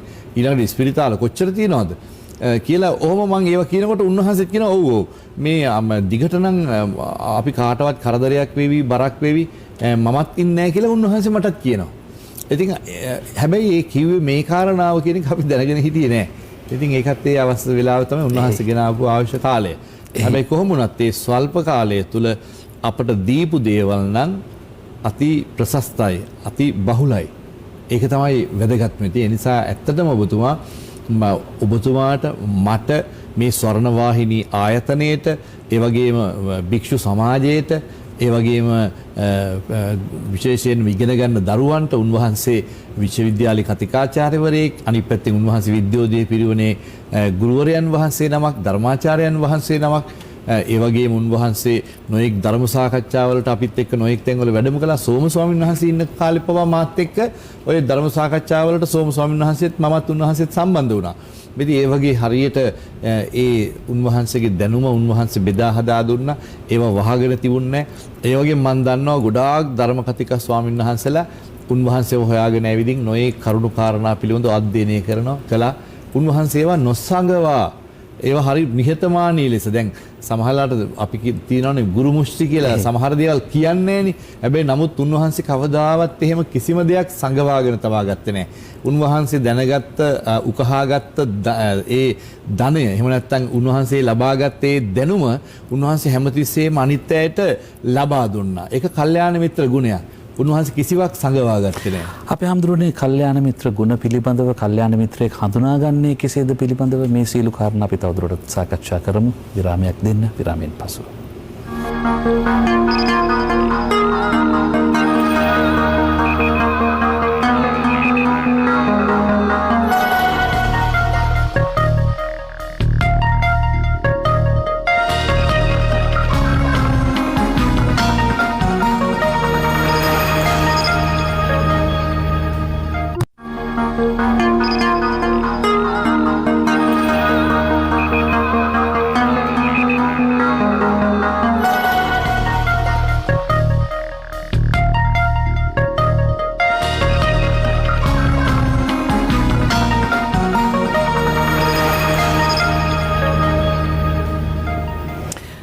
ඔබ නැවතත් පෝදා සඳ මණ්ඩලයට අප අද සඳ මණ්ඩලයට සාකච්ඡා කරන්නට මාතෘකාව කරගත්තේ කල්යාණ මිත්‍ර සේවනය පිළිබඳව. ඊට හේතු වුණු කාරණේ තමයි සඳ මණ්ඩලයේ අපට ධර්ම කරුණු කියා දුන් අපේ පූජ්‍ය මූල්‍ය ධම්මාලංකාර ස්වාමීන් වහන්සේ අප හැර ගොසින් උන්වහන්සේ කෙතරම් වූ කල්යාණ මිත්‍රයෙක්ද කියන වග පූජ්‍ය ධම්මාලක හිමියන් මනාව පැහැදිලි කර අපේ හාමුදුරුවනේ. විශේෂයෙන්ම අපේ හාමුදුරුවනේ අලුබ මුල්ලේ ධම්මාලංකාර හිමියන්ගේ මව පියා අපි ගෞරවයෙන් සිහිපත් කළ යුතුයි මේ මොහොතේදී. උන්වහන්සේ වගේ ස්වාමින් වහන්සේ නමක් මෙලොවට දායාද කිරීම පිළිබඳව ස්වාමින් වහන්සේ හරහා දහම් කරුණු අප කෙතරම් අවබෝධ කරගත්තාද ඒ සියලු දහම් කරුණු වල අවබෝධයන්හි පින්මහිමේ ඒ මවටත් පියාටත් අපේ හාමුදුරුවනේ ලැබෙනවා නිසකයි. අපේ හාමුදුරුවනේ අපි කල්යාණ මිත්‍රයන් පිළිබඳව සාකච්ඡා කරමු. බුදුන් වහන්සේ දෙසුව කල්යාණ මිත්‍රයෝ හඳුනාගන්නේ කෙසේද කියන කාරණය. කල්යාණ මිත්‍රයෝ කියන්නේ කවුද කියන වග අපිට පැහැදිලි කරන්න අපේ හාමුදුරුවෝ. සුදේව මහත්තයා එක දවසක් ආනන්ද හාමුදුරුවෝ බුදුරජාණන් වහන්සේගෙන් අහනවා ස්වාමීනි බුදුරජාණන් වහන්සේ මේ සම්බුද්ධ ශාසනයෙන් භාගයක්ම පවතින්නේ කල්යාණ මිත්‍රයෝ නිසා නේද කියලා. ඉතින් එහෙම ඇහුවාම බුදුරජාණන් වහන්සේ දේශනා කරනවා එහෙම අහන්න එපා ආනන්ද මාහේ වං ආනන්ද එහෙම අහන්න එපා ආනන්ද භාගයක් නෙවෙයි මුළු මහත් සම්බුද්ධ ශාසනයම පවතින්නේ කල්යාණ මිත්‍රයෝ නිසා කියලා හිට බුදුහාමුදුරුවෝ එදා දේශනා කළා. ඒ වගේම බුදුරජාණන් වහන්සේ දේශනා කළා හැමතිස්සෙම නබ්බජේ පාපකේ මිත්තේ පාප මිත්‍රයෝ ආශ්‍රය කරන්න එපා. නබ්බජේ පුරිසාදමේ අධර්මිෂ්ඨ පුරුෂයෝ ආශ්‍රය කරන්න එපා කියලා. ඒ වගේම අපි දන්නවා අපි යම් පින්කමක් කළොත් ඔබතුමාලා අපි කවුරුත් අපි පුංචි කාලේ පවා අපේ අම්මලා තාත්තලා කියන ගාථා වන්දනා කරන අවස්ථාවන් වල අපිට ඇහෙන එකක් තමයි අන්තිම වශයෙන් ඉමිනා පුඤ්ඤ කම්මේන මාමේ බාල සමාගමෝ සතං සමාගමෝ හෝතු යාව නිබ්බානපදිය නිවන් දකින්නතුරු අපිට යහපත් යහලෝ ඒ කියන්නේ යහපත් අය ලැබෙන්න කියලා. බාලයෝ පහත් අය ආශ්‍රයයට වැටෙන්න එපා කියලා. එතකොට ඇත්තටම ඒකෙන් අපි අදහස් කරන්නේ දැන් ඔබතුමා බුදුරජාණන් වහන්සේ අපිට දේශනා කරපු සැපතේ උපරිමය තමයි අපි හැමදාම කතා කරන අපි හැමදාම දකින විමුක්තිය තමයි නිවන් සුවය. එතකොට මේ නිවන් සුවය ලබා ගැනීමට මේක අපිට තේරෙන විදිහට අපි chart එකක් ඇන්දොත් එහෙම නැත්නම් මේ ගමන් මාර්ගයේ සලකුණු කළොත් එහෙම උඩින්ම තියෙනවා නිවන. දැන් නිවන ලැබෙන්නේ අපි දන්නවා මේ සෝවාන් ආදී මාර්ගඵල වල ඉහළම తත්වය. එතකොට සෝවාන් ආදී මාර්ගඵලවලට පල්ලෙහායින් තියෙන්නේ විදර්ශනාව. විදර්ශනාව. ඒ කියන්නේ විදර්ශනාව තුළින් සෝවාන් ඵලය ලැබෙන්නේ. ඒ විදර්ශනාවට ප්‍රථම තියෙන්නේ සතිපට්ඨානය. සිහිය පිහිටුවා ගැනීම. සිහිය පිහිටුවාගත් එක්කනට තමයි විදර්ශනාව ලැබෙන්නේ. විදර්ශනාව ලැබෙන එක්කනට තමයි මාර්ගඵල ලැබෙන්නේ. මාර්ගඵල ලැබෙන එක්කනට තමයි නිවන ලැබෙන්නේ. එතකොට දැන් මේ සතිපට්ඨානය සලසා ගන්න පුළුවන්කම තියෙන්නේ. ඒ කියන්නේ සිහිය පිහිටුවා ගන්න පුළුවන්කම තියෙන්නේ ඔබතුමා පතිරූප දේශවාසයේ තියෙන අයට. එතකොට පතිරූප දේශවාසය ලැබෙන්නේ කාටද? ඔන්න ඕක තමයි අපි බලන්න ඕනේ. පතිරූප දේශවාසය කිව්වහම අපේ මහත්තයෝ සුදේව මහත්තයා ගොඩාක් අය හිතාගෙන ඉන්නවා මේ පතිරූප දේශවාසය කියන සුදුසු ප්‍රදේශයක වාසය කරන්න ඕනේ. මේ වැරදි පළාත් වලට ගිහිල්ලා අපි ඉන්නකොට තමයි කියලා එහෙම මේ ප්‍රදේශ අපි ලකුණු කරන්න උත්සාහ කරනවා. ඇත්තටම ඒකත් එක පැත්තක යම් ප්‍රමාණයකට දකින්න පුළුවන් සමහර කාරණා තියෙනවා. නමුත් හැබැයි මෙතන මේ ධර්ම කාරණාවක් හැටියට ධර්මානුකූලව ප්‍රායෝගික කාරණාවක් හැටියට ගත්තොත් එහෙම මේ සුදුසු මේ පතිරූප දේශවාසය කියන එක තමන්ගේ gedara තමන් ජීවත් වන පරිසරය තුළ තමන්ට ගොඩනගා ගන්න පුළුවන් තැනක් දෙයක්. දැන් අපි හිතමු බුදුරජාණන් වහන්සේ වැඩ ඉන්න කාලේ එක්තරා තරුණයෝ 30 දෙනෙක් එකතු වෙලා කිසියම් සංවිධානයක් සකස් කරගත්තා. හැබැයි එක තරුණයෙක් හැමදාම කරන යහපත් ක්‍රියාවන් දැකපු අනිත් තරුණයෝ 29 දෙනා මේ තරුණයාට පැහැදුනා. ඒ තරුණයාට ඇහුම්කන් දෙන්න පටන් ගත්තා. ඒ තරුණයා එතකොට පතිරූප දේශවාසී එතන හැදුවා. ඒ වගේ දැන් අපි හිතමු අපේ ගෙදර කියලා. අපේ ගෙදර අපේ අම්මා, අපේ තාත්තා, අපේ සහෝදර සහෝදරියෝ එහෙම නැත්නම් භාර්යාව එහෙම නැත්නම් ස්වාමියා මේ එක්කෙනෙක් කල්යාණ මිත්‍ර ගුණයක පිහිටියොත් අන්‍යයාට පුළුවන් මුළු ගෙදරම පතිරූප දේශවාසය හදන්න. එතකොට පතිරූප දේශවාසය හදන එක්කෙනා පතිරූප දේශවාසය හදපු නිසා සතිපට්ඨානට එන්න පුළුවන්. සතිපට්ඨානට යන්න පුළුවන් නිසා විදර්ශනාව ගොඩනගන්න පුළුවන්. විදර්ශනාව ගොඩනගන නිසා මාර්ගඵල ලබන්න පුළුවන්. මාර්ගඵල ලබන නිසා නිවන් දකින්න පුළුවන්. එතකොට මේ පතිරූප දේශවාසය කියන එක ගොඩ නැගෙන්නෙම කල්යාණ මිත්‍රයෝ ඇසුරු කිරීම තුල. දැන් අපි හිතමු මේ කල්යාණ මිත්‍ර ගුණය කියන එක ගොඩනගන අයට තමයි පතිරූප දේශවාසය ලැබෙන්නේ. ඒ කියන්නේ අපේ හාමුදුරනේ දැන් මේ ඉන්න ප්‍රදේශයේ ගැලපෙන්නේ නැහැ, කරන්න දෙයක් නැහැ, මොනවා කරන්නද කියලා ඉන්න එක නෙමෙයි හරියන්නේ. හරියටම හරි. නිවැරදි ආකාරයෙන් ගොඩනගා ගැනීම. ඉන්න දැන් ගොඩාක් වෙලාවට සුදේව මහත්තයා කියනවා අපෝ මේ රටේ නම් ඉඳලා වැඩක් නැහැ, මේ රටේ ඉඳලා දියුණු වෙන්න බෑ, ඉස්සරහට යන්න බෑ. දැන් නම් එහෙම කියන්නේ දැන් ඔක්කොම කියන්නේ ඒක අනිත් පැත්ත. දැන් අද එංගලන්තේ මහත්තයෙක් උදේ හම්බුනා මට. ඉතින් පිරිත් නූලක් බැද ගන්න කියලා පන්සලට ආවම මං ඇහුවා කවද්ද ආපහු යන්න කියලා. අපෝ දැන් ආයි යන්නේ නැහැ කිව්වා. අපෝ යන්නේ නැහැ කිව්වා. දැන් ඒගොල්ලෝ අවුරුදු 40ක් 50ක් එහෙ ජීවත් වෙච්ච අය. ලංකාවට එන්නේ නැහැ කියපු අය. ලංකාව පැත්ත බලාගෙන වතුරවත් බොන්නේ නැහැ කියපු සමහර අය. දැන් ලංකාවට එන්න දඟලනවා. ලංකාවට ඇවිල්ලා දැන් යන්නේ නැහැ. ඒ තරමට ලංකාව බොහොම ප්‍රිය වෙලා. ඒක ගැන අපිට සතුටුයි. හැබැයි සමහර අය හිතනවා මේ රටේ ඉඳලා බෑ, මේ ගමේ ඉඳලා බෑ, මේ ගෙදර ඉඳලා බෑ, මේ ආයතන ඉඳලා බෑ, මේ තැන ඉඳලා බෑ. ඔහොම කිය හරියට දෙස් දෙවල් තියෙනවා. හරියට ඒක කරනවා. ඇත්තටම අපිට අපේ ජීවිතේ අපි මතක තියාගන්න ඕනේ කාරණාවක් තමයි අපිට අපි ජීවත් වන ගෙදර, අපි ජීවත් වන ගම, අපි ජීවත් වන රටේ මොනතරම් දේවල් සිද්ධ වුණත් තමන් තුල කල්යාණ මිත්‍ර ගුණය තියෙනවා නම් ඒක තමන්ට යහපතක් වගේම අනිත් අයටත් ඒක උපකාරයක් බවට පත් වෙනවා. ඉතින් ඒ නිසා ගෙදරක යම් අම්මා කෙනෙකුට, තාත්තා කෙනෙකුට, ස්වාමියෙකුට, භාර්යාවකට, එහෙම නැත්නම් දරුවෙකුට කල්යාණ මිත්‍ර ගුණ පිහිටන්න පුළුවන්. දැන් මේ ළඟදී එක්තරා යුවලක් ඒ දෙන්නට ළමයි 3 දෙනෙක් ඉන්නවා මං හිතන්නේ. ලොකු පුතා මේ පවුලේ මේ අම්මලා තාත්තලා මේ පවුල ඔක්කොම පරිසරය වෙනස් කරලා කියන්නේ යා හරි ධර්මානුකූල පැත්තට යොමු කරලා. දැන් එතකොට මේ ලොකු පුතා තමයි මේ පවුලට කල්යාණ මිත්‍රය බවට පත් වෙලා තියෙන්නේ. ඉතින් සමහර මිනිස්සු ඉන්නවා හරි වැරදි විදිහට වැඩ කරපුවා. හැබැයි නමුත් සමහර භාර්යාවරු විවාහ වුණාට පස්සේ ඒගොල්ලෝ බොහොම හොඳ වෙලා. ඒ භාර්යාව නිසා යා හොඳ. ඒතකොට කල්යාණ මිත්‍රියක් එතුමේ. ඒ වගේම සමහර කාන්තාවෝ ඉන්නවා වැරදි මාර්ගෙ ගිහිල්ලා. හැබැයි යාට හම්බෙච්ච ස්වාමියා නිසා එයා හොඳ වෙලා. එතකොට එයාට කල්යාණ මිතුරෙක්. අන්න ඒ විදිහට අපි මේ ලෝකය තුල ඕනෑම කෙනෙකුට කල්යාණ මිත්‍රයෙක් වෙන්න පුළුවන්. ඒ කියන්නේ අපේ හාමුදුරුවනේ පවුල තුලත් මව පියා දරුවෝ මේ සියල්ල අතර ඔය කියන කල්යාණ මිත්‍ර සම්පත්තිය වඩන්න පුළුවන් කියන කාරණේ. ඒ සම්පත්තිය වඩන්න තමයි බුදුහාමුදුරුවෝ අපේ ජීවිතේ මේ හැම දෙයකම පෞල් ජීවිත සාර්ථක කර ගැනීම, මේ ධන දාන්නේ කලබනාකරණය කර ගැනීම, නෑදෑ හිතවත් යුතුයකම් සහ අයිතිවාසිකම් මේ සියල්ල බුදුහාමුදුරුවෝ පෙන්වුවේ ඔබතුමා මේ සියල්ලටම අවශ්‍ය කරන්නේ මොකද්ද? කල්යාණ මිත්‍ර ගුණය. ඒ කල්යාණ මිත්‍ර ගුණය ගොඩනැගීම තුළ තමයි ඊළඟ ඉස්සරහට ධර්මයේ ඉස්සරහට යන්න පුළුවන්. ඉතින් ඒක නිසා ඇත්තටම කල්යාණ මිත්‍රයෙන්ගෙන් තොරව නිවන් දකින්න බෑ. කල්යාණ මිත්‍රයෙන්ගෙන් තොරව ජීවිතේ සැපත සැලසෙන්නේ නැහැ. අපිට සැපත කිව්වහම ඔබතුමා අපේ ජීවිතේ තියෙනවා ලබන්න පුළුවන් සැප දෙකක්. එකක් සම්මුති සැපත කියලා අපි විඳිනවා. එහෙම නැත්නම් තේරෙන භාෂාවෙන් කියනවා අපි කියන්නේ කාම සැප. එහෙම නැත්නම් ලෞකික සැප කියලා තියෙනවා. ඊළඟට තව තියෙනවා ලෝකෝත්තර සැපත කියලා. එතකොට මේ සැප දෙකම විඳීම සඳහා මේ සැප දෙක ගැන විස්තර කරන්න බලාපොරොත්තු වෙන්නේ නැහැ මේ වෙලාවේ. නමුත් මේ සැප දෙකම විඳීම සඳහා මේ සැප දෙකටම යාම සඳහා ඊටාම වැදගත්ම වෙන ගුණය බවට පත් වෙනවා කල්යාණ මිත්‍ර ගුණය. කල්යාණ මිත්‍රය ආශ්‍රය කළේ නැත්නම් සම්මුති සැපත, ලෞකික සැපත, කාම සැපත තමන්ගේ ජීවිතේ දිවැරදිව සලසා ගන්න බෑ. එතකොට කල්යාණ මිත්‍රයෝ නැත්තම් කල්යාණ මිත්‍ර ගුණ ඇති අය නැත්තම් ලෞකික සුවයට කොහෙත්ම යන්න බෑ. ඒ පැත්තටවත් යන්න බෑ. මොකද පතිරූපදේශ වාසියවත් එන්නේ නෑනේ.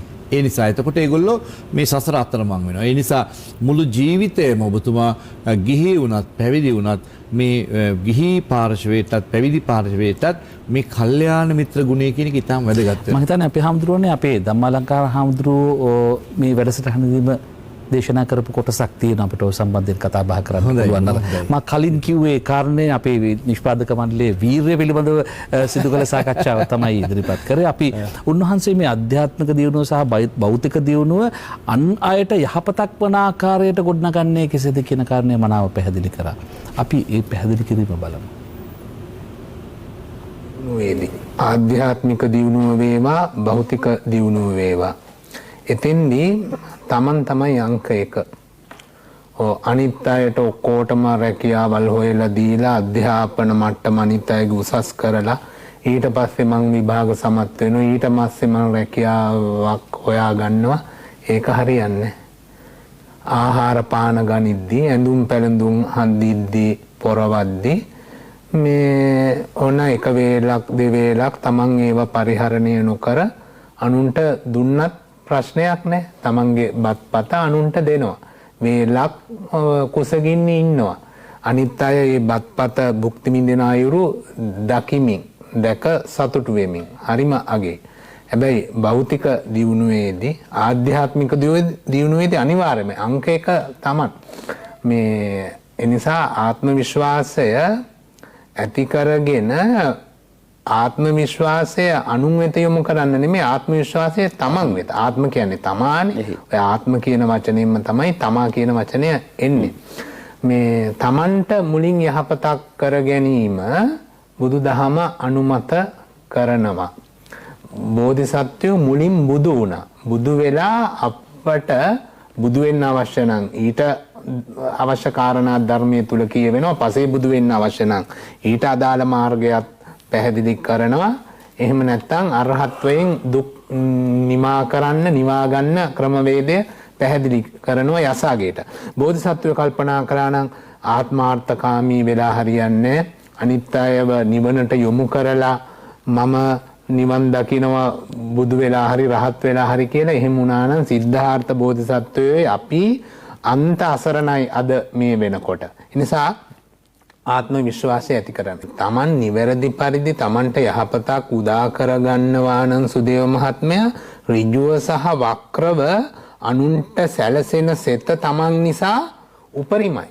හරි උපරිමයි. Taman ආත්ම විශ්වාසයෙන් පරිත්‍යාගශීලී වෙනවා. ආත්ම විශ්වාසයෙන් මේ විනයගරුක වෙනවා. ශික්ෂිත වෙනවා.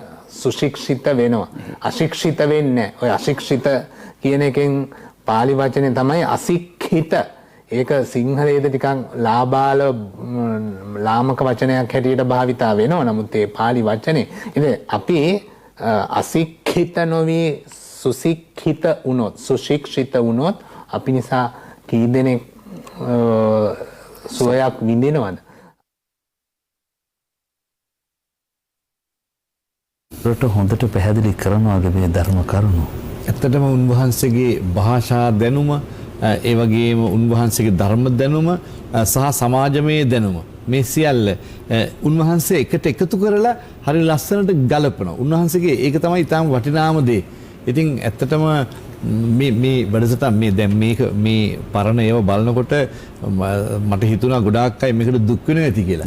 හැබැයි මගේ හදවතින් නම් මම හරි සතුටු වෙනවා. ඔබතුමා මේක මේ දකින්න වහන්සේ ඒ රූපරාම දිහා බලන් හිටිය ආකාරයෙන්ම අපිට පෙනුණා අපේ හාමුදුරුවනේ ඒ කාරණේ. සතුටින් උන්වහන්සේ ඒක දිහා බැලුවේ. මොකද හේතුව උන්වහන්සේ හරි වාසනාවන්තයි. උන්වහන්සේ වැඩ හිටපු කාලය තුල උන්වහන්සේ කොච්චර අර්ථවත් දෙයක් මේ සමාජයට ලෝකෙට දීලාද. ඉතින් එච්චර කාරණා තියෙද්දි මොකටද අපි දුක් වෙන්නේ? ඉතින් දැන් උන්වහන්සේ මෙතන වැඩ හිටියා නම් සමහරට කාලයක් ඉඳලා මම මෙතන නැති වෙයි. ඉතින් මම නැති වුණත් හැබැයි උන්වහන්සේ නැති වුණත් ඔබතුමා නැති වුණත් මේ කවුරු නැති වුණත් මේ ලෝකෙන් මේව යනවා. ඉතින් අද අපි ධම්මාලංකාර හාමුදුරුවන්ගේ බණ අහන්න කොච්චර ප්‍රිය කරපු දායකකාරකාදීන් හිටියද? හැබැයි දැන් අද උදේත් මම මෙනෙහි කළේ. අද දැන් මේ වාහනේ එනකොටත් මෙනෙහි කළේ. දැන් උන්වහන්සේ කවුද කොහෙද කියලා හොයන්න ගියොත් උන්වහන්සේ දැන් අලු ගොඩක් බවට පත් වෙලා. ඒ අලුත් දැන් කොහෙද කොතනකද කියලා තරමට හොයාගන්න බැරි තරමට වෙනස් වෙලා. ඒක තමයි ලෝක ධර්මතාවය. ඉතින් ඒ නිසා හැබැයි ඒ කිසිම වටිනාකමක් නැති අලු ගොඩක් බවට පත් වෙන නාම රූප ධර්මයක් මොනතරම් අර්ථවත් දෙයක් ලෝකෙට හදලාද ගිහිල්ලා තියෙන්නේ. පැහැදිලිවම. ඒක තමයි කල්යාණ මිත්‍ර ගුණය කියන්නේ. ඒ කියන්නේ උන්වහන්සේ හිටපු ඒ පරිසරද අපේ මැදිරිය තුල ඔය කරපු සාකච්ඡාව තුල උන්වහන්සේ ඒ අපව කොයිතරම් දුරට ඉහළට ඔසවා තියෙනවද අපේ හාමුදුරුවෝ? ඔබතුමා ඊළඟට දැන් මෙතනින්ම මට හිතට ආපු කාරණේ නිසා මම එකක් සෙනෙන් කියන්න. දැන් සමහර වෙලාවට අම්මික් තාත්තෙක් මේ වැඩසටහන බලනවා නම් අඩු ගානේ අම්මික් හැටියට තාත්තෙක් හැටියට තමන්ගේ දරුවන්ටවත් අඩු ගානේ මේ ගුණේ පිහිටලා නැහෙනේ. මේ ගුණේ තුල පිහිටලා නැහෙනේ. ඒ දරුවන්ටවත් හොඳ ආදර්ශයක් දීලා නැහෙනේ. ඒ දරුවන්ටවත් හොඳට ජීවත් වෙන්න සතුටින් ජීවත් වෙන්න මඟ හදලා නැහෙනේ. මොනතරම් කාලකන්නිද එතකොට? මොනතරම් අවාසනාවන්තයි. හැබැයි ධම්මාලංකාර හාමුදුරුවෝ උන්වහන්සේ අපේ නෑදෑයෙකුත් නෙවෙයි, උන්වහන්සේ අපේ පවුල කෙනෙකුත් නෙවෙයි. හැබැයි නමුත් අපි ඔක්කොටම මොනතරම් සේවයක් මෙහෙවරක් පණිවිඩයක් දුන්නාද? ඉතින් ඒ නිසා ඒ උන්වහන්සේ ඒ පැවතිච්ච කාලය තුලදී උන්වහන්සේ මේ සමාජයට ලෝකයට දීපු ඒ සදහම් පණිවිඩය දිහා බලනකොට ඇත්තටම මට නම් ඇති වෙන්නේ පුදුමාකාර සිත පිනායමක්. දැන් උන්වහන්සේගේ මම ඉස්සෙල්ලත් කිව්වා දේහයේ තිබුණේ රෝහලට මම ඒ කාමරේට මම යන වෙලාවේදී මට තමයි ඉස්සෙල්ලම ඒ දේහය පෙන්නුවේ වෛද්‍යවරු. එතකොට මට ඒ වෙලාවෙවත් දුකක් ඇති වුණේ නැහැ. මේක ධර්මතාවය. හැබැයි උන්වහන්සේ කොච්චර වාසනාවන්තයිද? උන්වහන්සේ හරි වාසනාවන්තයි. උන්වහන්සේ හරියට ඒ හිටපු කාලය තුල ලොකු මෙහෙවරක් කළා. උන්වහන්සේ අපිට කල්යාණ මිත්‍රයෙක් හැටියට අපි කාටත් මොකක් හරි උදව්වක් කළා, උපකාරයක් කළා, වචනකින් හරි උදව්වක් කළා. එක වචනකින් හරි. ඉතින් ඒ නිසා මෙන්න මේ පණිවිඩය තමයි මෙන්න මේ කල්යාණ මිත්‍ර ගුණය තමයි අපේ රටේ හැම මිනිස්සෙක්ම ගන්න ඕන. අපේ හඳුනන ඔබ වහන්සේ හොඳ තැනකට ඒක ගෙනාව. ඒ කියන්නේ අපේ හඳුනන ඔබ වහන්සේ සඳහන් කරලා අපි සාමාන්‍යයෙන් කල්යාණ මිත්‍රයන් කිව්වහම අපේ හඳුනන්නේ ගෙදර පරිසරයෙන් පිට ප්‍රමාණය. නමුත් ඔබ වහන්සේ ගෙනවා ගෙදර පරිසරයට අපේ හඳුනන්නේ. කියන්නේ මව පියා දරුවෝ මේ අතර කල්යාණ මිත්‍ර ගුණය වඩන්නට කියන කාරණේ. ඔබතුමා ඇත්තටම අපිට අපේ ජීවිතේ පළවෙනි කල්යාණ මිතුරිය වෙන්නේ අම්මා තාත්තා. අපේ පළවෙනි මිතුරිය වෙන්නේ අම්මා තාත්තා. ඊළඟ සහෝදර සහෝදරියෝ.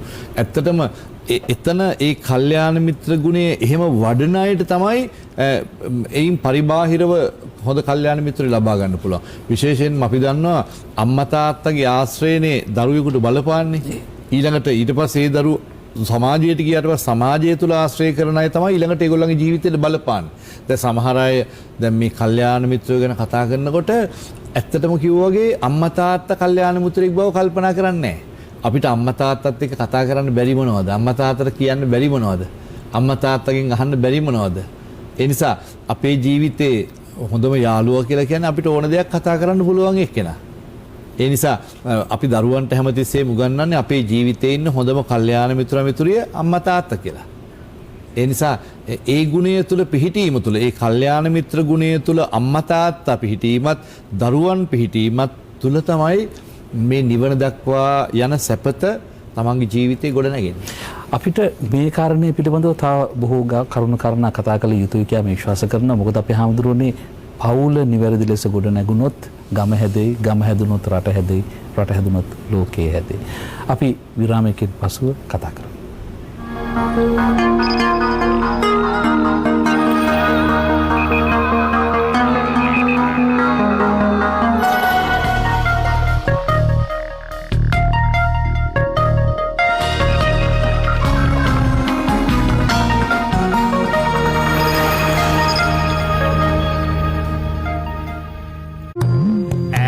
සිටං එන පැන්ගංගුලැල්ලා මම යන්නේ කළු ගඟේ මුල් දියත්ත හොයාගෙන.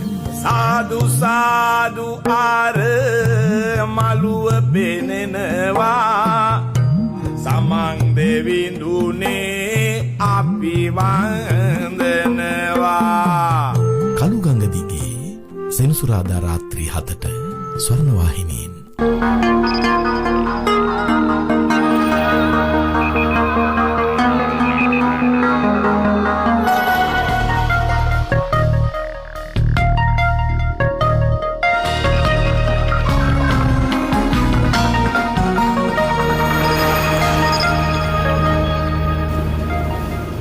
අප නැවතත් සද්ද මණ්ඩලයටයි සාකච්ඡාවට එක්වන්නේ. අද දවසේදී අප සාකච්ඡාවට නිමිත්ත කරගත්තේ කල්යාණ මිත්‍ර සේවනය පිළිබඳව ඊට හේතු වුණු කාරණය තමයි සද්ද මණ්ඩලයේ අපත් සමගින් කල්යාණ මිත්‍රයෙක් සේ රැඳුණු පූජ්‍ය බූල්‍ය ධම්මාලංකාර හිමියන්ගේ අපවත්වීම. අපේ හඳුරුවනේ අපි කතා කරා පවුල තුල මේ කල්යාණ මිත්‍ර සේවනය. කල්යාණ මිත්‍රයින්සේ පවුල තුල කටයුතු කරන්නේ කොහොමද කියන එක. අම්මා තාත්තා දරුවන්ට කල්යාණ මිත්‍ර වෙනවා. අම්මා තාත්තට තාත්තා අම්මටත් කල්යාණ මිත්‍රයන් බවට පත්වන්නට ඕන. මේ කාරණාත් එක්කම ඊළඟට ප්‍රශ්න එනවා දැන් අම්මට තාත්තට තියෙන ලොකුම ප්‍රශ්න තමයි අපේ දරුවන්ගේ යාළුවෝ කවුද කියන එක. හරි යාළුවෝ දෙන්නේ කල්යාණ මිත්‍රයෝ දෙන්නේ කියන කාරණේ. මේක නත් කතා කරමු. සුදේව මහත්තයා ඒක හරි ප්‍රායෝගික කාරණාවක්. මම හැමතිස්සෙම හිතන දෙයක් තමයි මේ ධර්මයේ කියන එක අපි මේ අර පොය දවසට සිල් ගන්නවා වගේ කරන වැඩක් නෙවෙයි. අපේ ජීවිතේ දිනදා ජීවිතේ හැම දෙයකටම එකතු වෙන්න ඕනේ. හැම දෙයකටම එකතු වෙලා එකෙන් ඒ අයට ඵලයක් ලැබෙන්න ඕනේ. ඉතින් එහෙම ලැබෙන ක්‍රමයක් තමයි අපි බුදුහාඳුරෝ දේශනා කළේ. දැන් බුදුරජාණන් වහන්සේම දේශනා කරපු සූත්‍රයක් තියෙනකට කියනවා සප්තභාර්යා සූත්‍රය කියලා.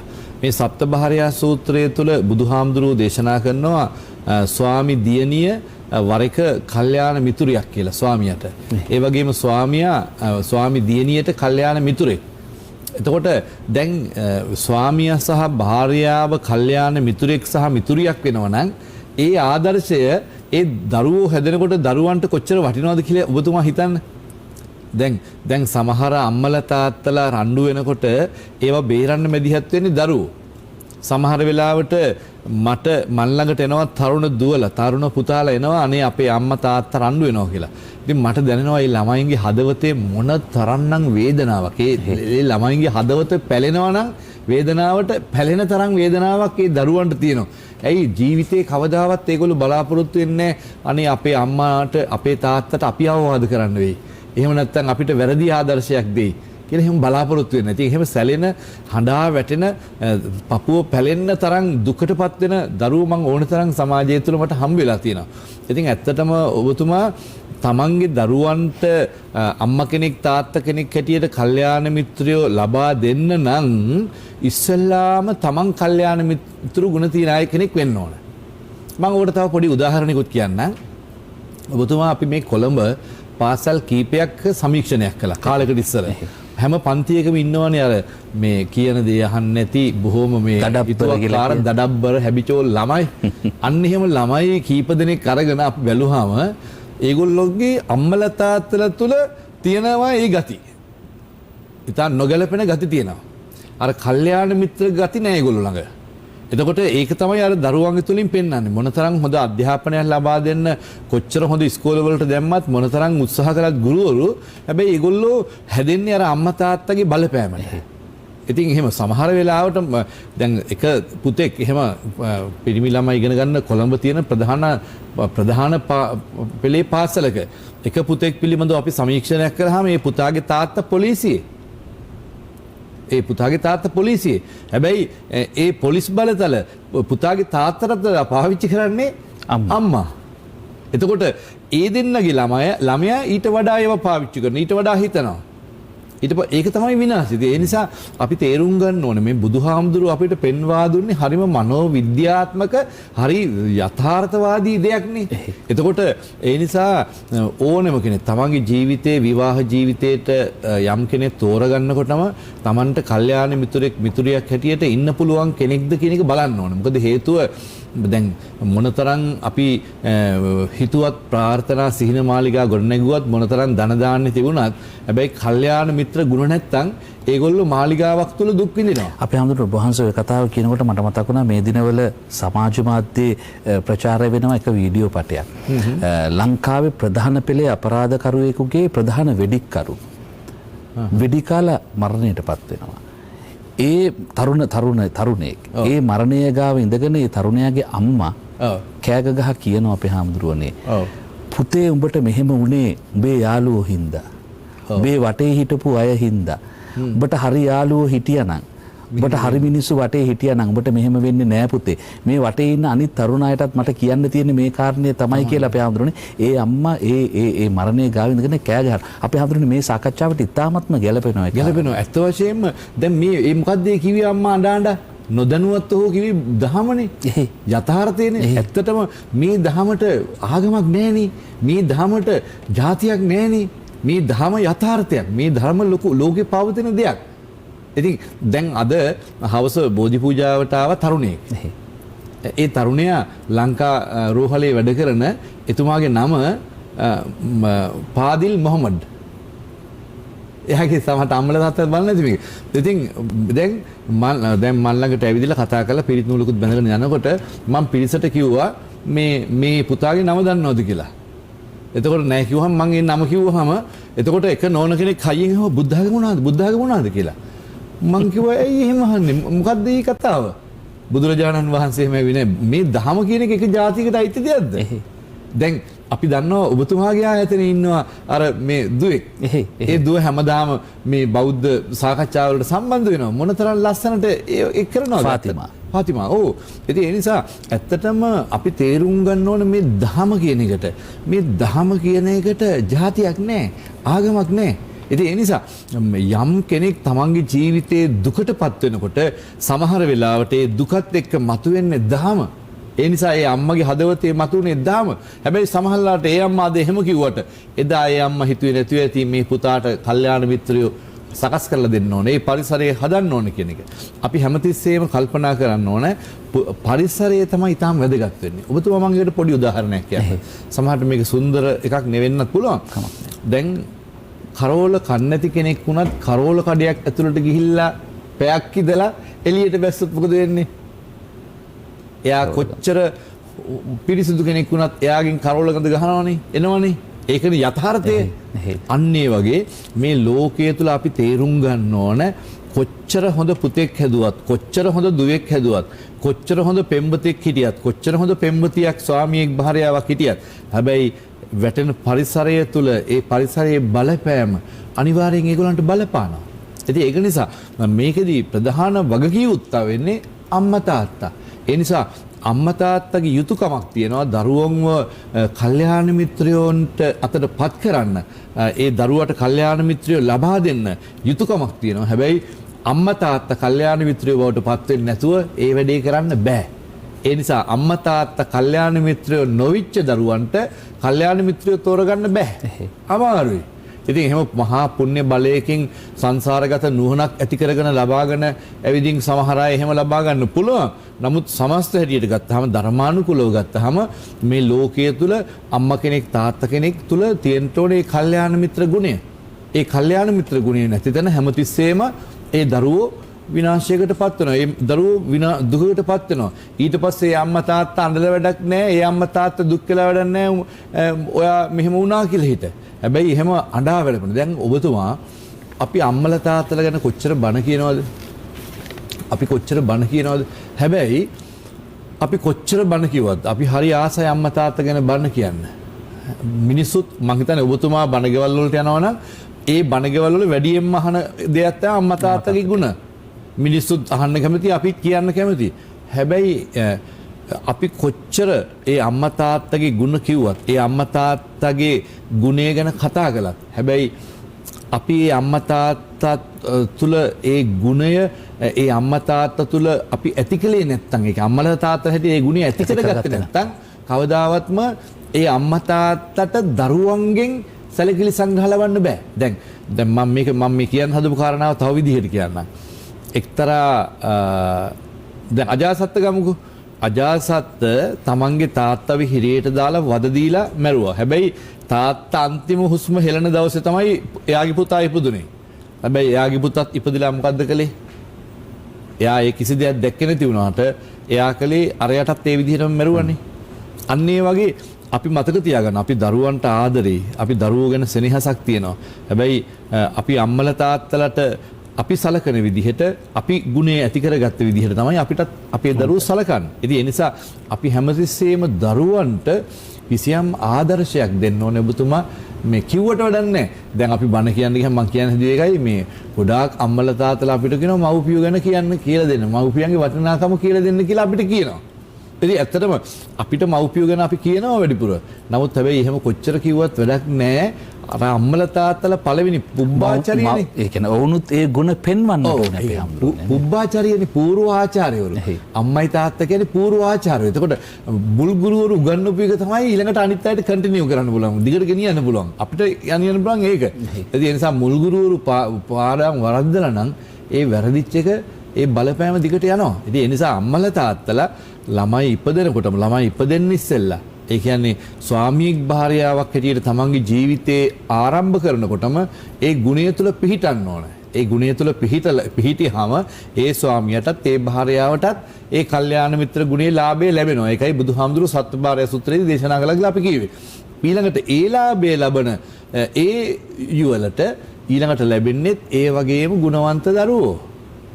ඒ වගේම හොඳ පුණ්‍යවන්ත දරුවෝ. ඊට පස්සේ ඒ දරුවන්ටත් අපි පුංචි කාලේ ඉඳලා ඒ ගුණය පරිසරය තුළ ගොඩනගනකොට ඒ දරුවෝ හැමතිස්සෙම තෝරගන්නේ කල්යාණ මිත්‍රයෝ. හොඳ අය, වැරදි අය ප්‍රිය වෙන්නේ නැහැ.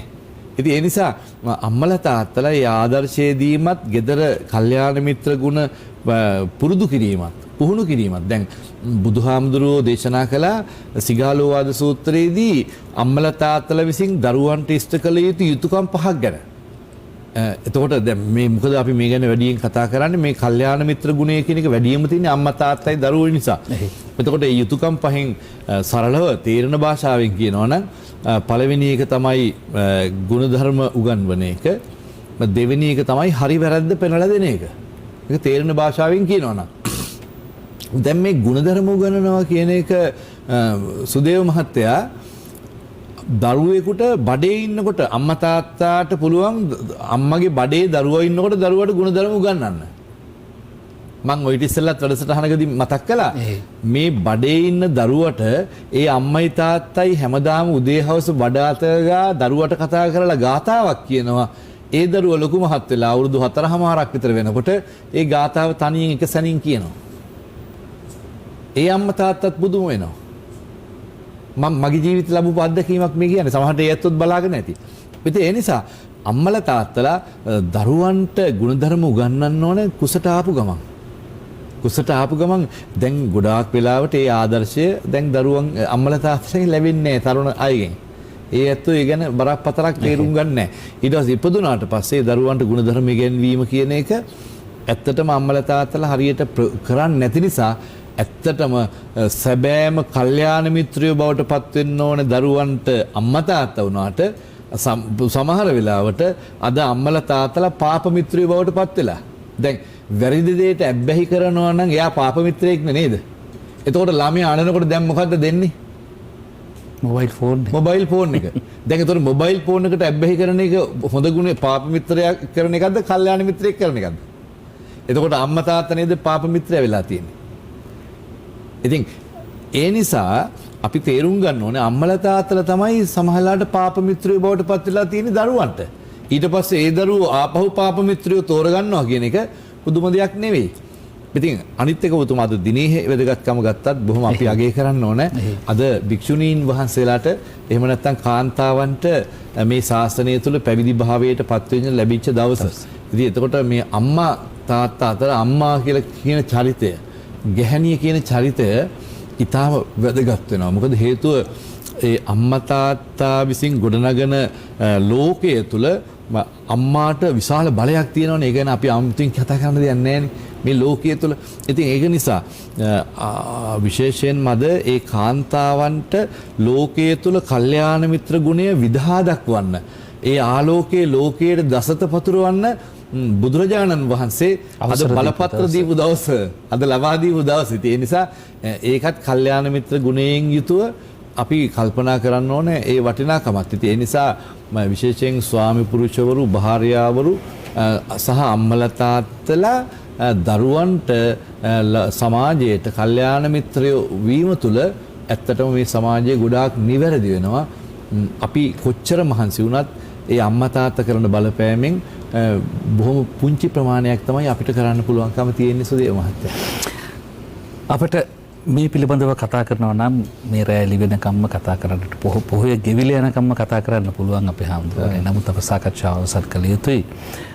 අද දවසේදී සාකච්ඡාව පිළිබඳව, සාකච්ඡාවේ ආරමුණ පිළිබඳව අප ගමන් කිරීමේදී අපට අලුබමුල්ලේ ධම්මාලංකාර හිමියන්ගෙන් විතන්වෙන්නට බැරි වුණා. අපි හමුදුන විතන්වෙන්නට බැහැ අපට. මොකද ඒ තරමට උන්වහන්සේට කල්යාණ මිත්‍රයෙක්, ඒ වගේම උන්වහන්සේ මේ සඳ මඩලට කල්යාණ මිත්‍රයෙක්, උන්වහන්සේ ඔබට කල්යාණ මිත්‍රයෙක්.